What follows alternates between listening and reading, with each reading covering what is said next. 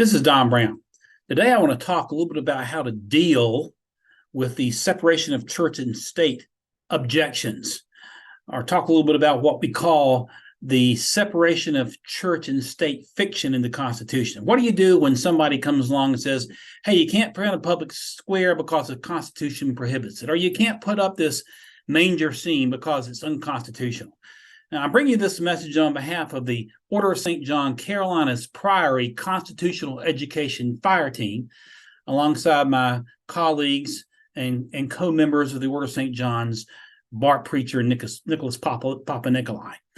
But let's go back to the objections. Somebody comes along and says you can't pray in Jesus' name at a public square. The Baptist preacher can't do a benediction because it violates separation of church and state. First off, some of you may already know that separation of church and state is a constitutional fiction. It's not in the Constitution at all.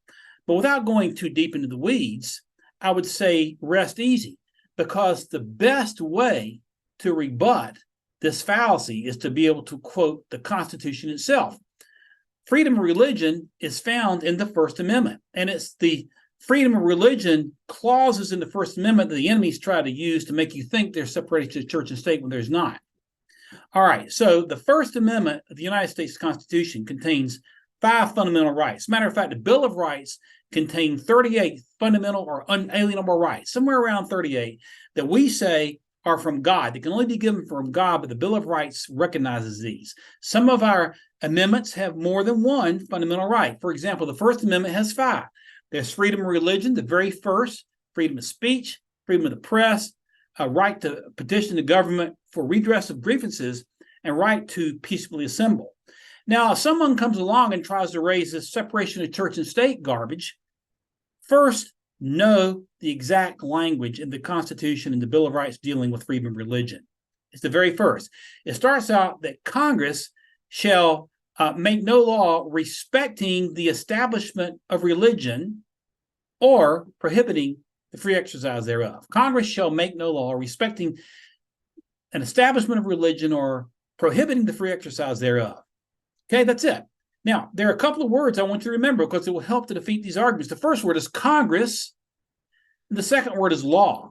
Okay, so when the Baptist preacher is prohibited from praying in Jesus' name at the end of a high school football game, public football game, or if someone wants a county commissioner to pray at a council meeting and the ACLU or some liberals claim it's a violation of law, understand this. What does the Baptist preacher praying in the football game have to do with Congress? Congress didn't do anything with that. And what does it have to do with the law? Congress isn't passing a law in that case. But understand that the liberal Supreme Court in the past has taken this, what we call the Establishment Clause. You see, the First Amendment Freedom of Religion Clause has 2 elements. There's what we call the Establishment Clause and the Free Exercise Clause. The Establishment Clause simply says that Congress shall make no law respecting the establishment of a religion. In other words, the purpose of that is that we're not going to make the Church of England a national religion. We don't want Congress to make the Baptist Church the national religion, or the Church of God, or the Methodist Church, or whatever it is. And that's all it's about. Now, here's the thing. The liberal courts and those who advocate this separation of church and state fiction forget about the second half of that phrase. Congress shall make no law respecting the establishment of religion or prohibiting the free exercise thereof. So you see, the Baptist preacher, and I use that because there's so many Baptists around, praying in Jesus' name in a public high school football game has a right to free exercise religion and also has a right to free speech. So the objections against praying in Jesus' name, praying the Bible in school or whatever, are a fallacy. None of these have anything to do with Congress. As a matter of fact, many state constitutions declare that Jesus Christ is supreme and that Christianity will be the religion of that state. Those are state constitutions. But back to this point, unless Congress has passed a law to establish a national religion, the Free Exercise Clause does not come into play to block any religious display on public grounds or to block any prayers in Jesus' name to block any public sermons, to block any preacher saying anything politically. It is simply a fallacy because we don't understand or know the Constitution. So if this comes up in your arena, take them to the First Amendment and say, what's Congress got to do with this? You say, I can't pray. I don't see Congress passing a law here. And it'll blow them away. Regardless of what courts have said over the years, that's what the Constitution says. And we have to be responsible for it. I want to recommend a book to you by our fellow knight, Nicholas Papanicolaou.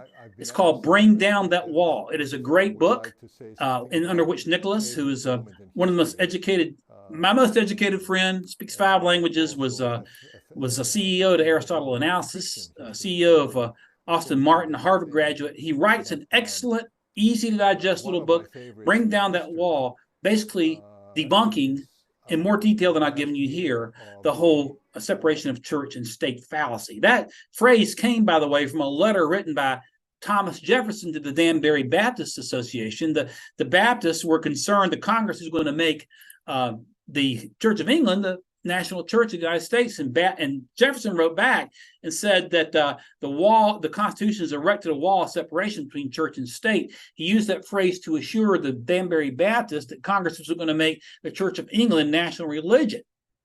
But the Constitution does not use the phrase, and Jefferson would use that to illustrate a point. It would be unconstitutional for the Congress to have made the Church of England or any other church a national religion of the United States.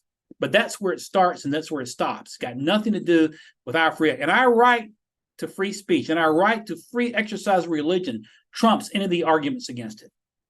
I hope this helps. Learn the Constitution, and with regard to separation of church and state, learn the very first phrase and use it against them when they try to stop prayer and to stop displays of allegiance to the Lord. Again, this is Don Brown for the Order of St. John's, Carolina's Priory, Constitutional Fire Team, on behalf of my colleagues, Bart Preacher and Nicholas Papanicolaou. I hope this has been helpful. Thank you so much.